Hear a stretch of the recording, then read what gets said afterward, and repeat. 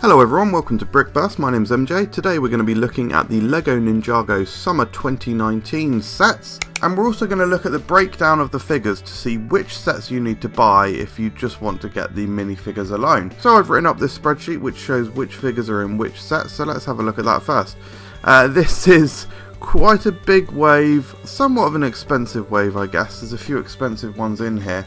It's not too bad for the most part, but I will say in terms of the breakdown of figures, this is LEGO being quite, on the one hand you could say it's sneaky, on the other hand you could say it's business savvy.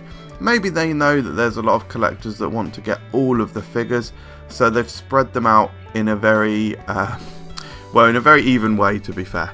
So if we look at the normal suits first of all, to be fair there is a little bit of duplication. Cole is in a couple of the sets, and Kai is actually in 3 of the sets. Kai is also on the box art for this wave, so it looks like Kai is sort of the chosen one of this wave, if you will. So yeah, you get a lot of them in the land bounty. You get 3 of the normal suits in there. In fact, it's the only way to get the normal versions of Jay and Nia. But yeah, that's all I have to say really about the normal ones. You will need to get the Shuricopter to get Zane, and yeah, basically you need to get a lot of the actual sets to get all of the figures. Now moving across to the, I don't know what to call them really, the energy sort of heads. In a lot of their garbs they've got these sort of spiky energy elements coming out of the top of their head, which I think looks great. There's no duplication of these whatsoever, so the 6 ninja are simply split among 6 of the sets. It also happens to be the 6 largest sets. LEGO being kind of sneaky here. Moving on to the Slam, I don't know what you call them, on the packaging they're Slam F, whatever F means. I guess we don't know what that means yet, but maybe that will become clear soon. There's just 4 different spinners for these, so it's Kai, Lloyd, Jay and Zane. There is no Nia or Cole for these versions. Now I really hope that they do release these somehow, because I find it frustrating when they don't create a special costume for each ninja. Yeah, I am not comfortable with these gaps, guys. Do not think for a second that I am comfortable with that. I'm not. So yeah, we are missing Nia and Cole from there, so I really hope they're released either in a promotion or in some other way. It'd be a real shame if they didn't get the, what seems to be basically like the old NRG versions where their whole sort of body is consumed by the energy. And then the only other thing to mention is that you get a maskless Lloyd in the smallest set. It looks like that's just the same as the normal Lloyd, but without the garb. Now looking at the sets themselves, I think this is probably the strongest wave of Ninjago we've ever had. Maybe with the exception of the LEGO Ninjago movie wave, but these just look incredible. So looking at the smallest set, even that in itself is great. You get an awesome samurai. I love these ice samurai. Sort of reminds me a little bit of the White Walkers from Game of Thrones, and you get this exclusive fox piece that just looks incredible. The Cole's dirt bike, yeah, that looks pretty cool. Quite like the sleekness of it, and it's kind of different to what we've had before from him. And you get one of these snake villains. These sort of flaming Egyptian snakes look amazing as well, I would say. Next up is Shuricopter. I really like this. You get this new shuriken element in here, this large shuriken. I think it's new anyway. Comes in a few different colours across this wave. But I just think this copter, I guess there's nothing that we haven't seen before, but it just looks really nice to me. And I'll be getting all of these regardless anyway, because I want to get all of the different costumes and garbs. In fact, that's worth mentioning at this point actually. I think it is just the mask that's different on the sort of energy head versions. Let's just check that information.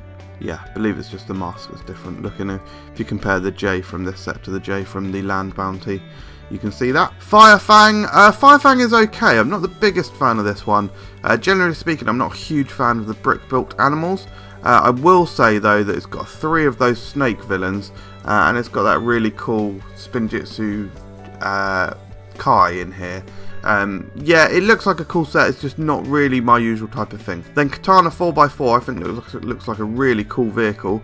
I love the windscreen element, how it fits onto the, not only is it the sort of slim dome, but then that also fits onto the bottom of the really small windscreen that they've done in recent years to give that a bit of a unique cockpit that I'm not sure we've seen that combination before. I think that looks amazing. We got some new wheel trims as well, or not sure what you call them, again, hubcaps or something, but some sort of new tyre element that combines on there. And I don't know, it just looks really nice. If it's got a nice bit of suspension on there, this will be an amazing set. Lloyd's Titan mech, I think, is absolutely incredible.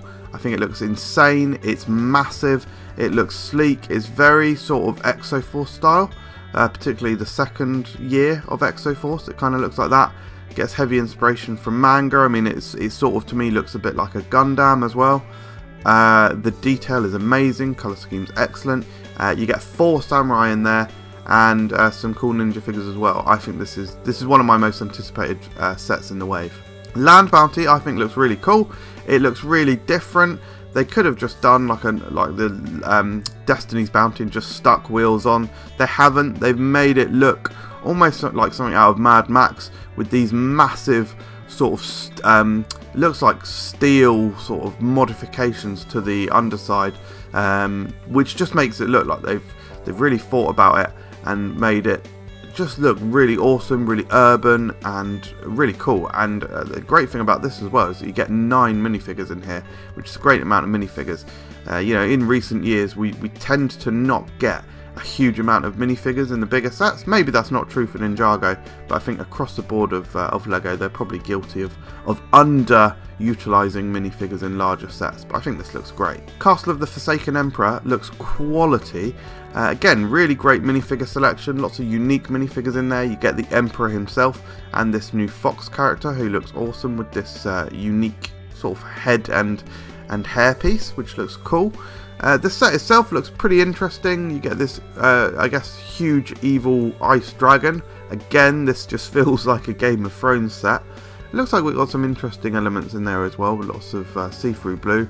And to have an icy sort of environment for Ninjago is really cool. Not something we've seen before. It looks like it lacks a little bit of detailing on some of it. But regardless, I still think this looks like a great set. And then I won't speak too much about these Spinjitzu Slam sets. I think they look cool. I'm definitely intrigued to try the new mechanism that seems to spin out these spinners. And I like the look of the figures, to say that overall. So yes, I will probably be getting all of them because, like I say, I want all of the figures. I collect the Ninjago figures, so I sort of need all of them. So what do you think of this new summer wave, guys? Let me know in the comments below, and I will see you soon.